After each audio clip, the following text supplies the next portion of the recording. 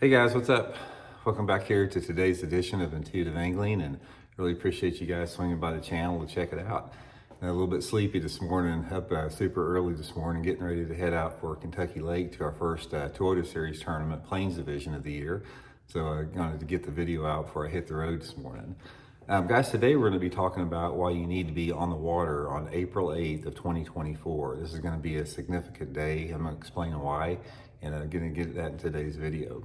Also, guys, big thanks to everybody out there that's been hitting that subscribe button to Intuitive Angling. We've got some really good growth going on right now. I'd like to invite you to subscribe and like the videos if you haven't had a chance to. And also, thanks everybody for supporting the channel by going through all the links I put in the description. Things like my Patreon, the Tackle Warehouse links, Solar Bat links. It's really been helping out a lot, so thank you very much for the people that are doing that. Okay guys, what's up April 8th? Guys, this is going to be a total solar eclipse that occurs April 8th of this coming year here. And what I wanted to talk to you guys about that is why that is significant in terms of bass fishing.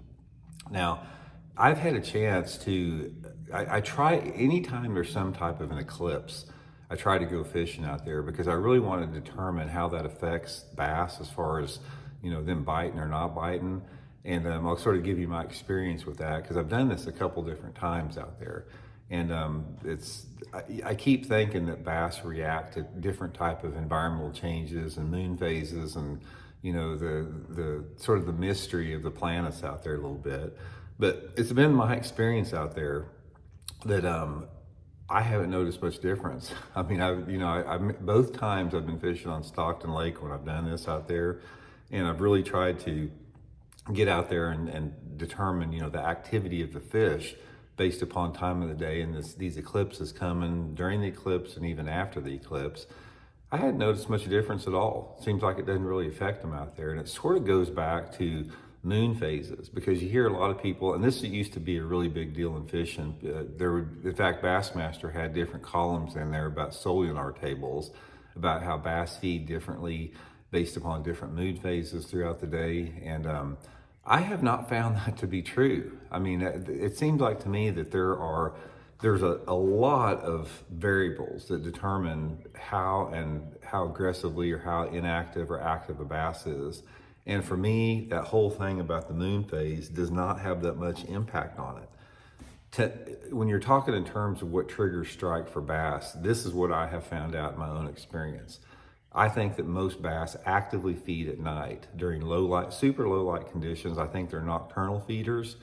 And then during the daytime, I don't think things like moon phases have much to do with it. I think there's other factors, especially like reaction, curiosity, anger, reaction, competition, all the other factors that cause bass to hit a lure besides just being hungry out there. That's why it's so important during the daytime that you have to trigger a fish to hit, and you trigger a fish to hit by a wide range of things, by your cadence, your speed to retrieve that you're using, the lure color, the lure profile. There's a bunch of different casting angles, a bunch of the different stuff that goes into consideration there.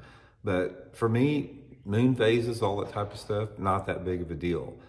And the only time that I guess the only time that I have seen a direct influence with that is during when I was fishing tidal waters, like the Potomac River or, any of the places along the Gulf Coast we fish, James River, all that type of stuff. I have seen situations where the tidal effect as far as keeping the tide extremely high or extremely low at times, that does have an effect. There are some anomalies there. I've seen times like on the Potomac River and the James River where you'll have a certain tidal influence, from the moon that keeps those tides super, super low. It creates some type of opportunity, or when it's super, super high. I remember we fished one tournament on the Potomac River years ago that there was, there was some moon effect, tidal was being influenced by different type of moon phases. And we had like a super, super high tide all day long, almost like the river was flooded out, which created both opportunities and both negative situations depending upon what you're doing. So anyway, the point of my video is go out and see for yourself. Get out there April 8th, 2024, see if you've noticed any difference, and maybe we can compare notes on that, because for me, I have simply not noticed that much difference. And also, for people that are really into like moon phases and keeping records and stuff like that, I've tried to do this for 40, 50 years, and I just have not seen the correlation there. It's sort of the same like when, people say bass spawn like the first full moon in April.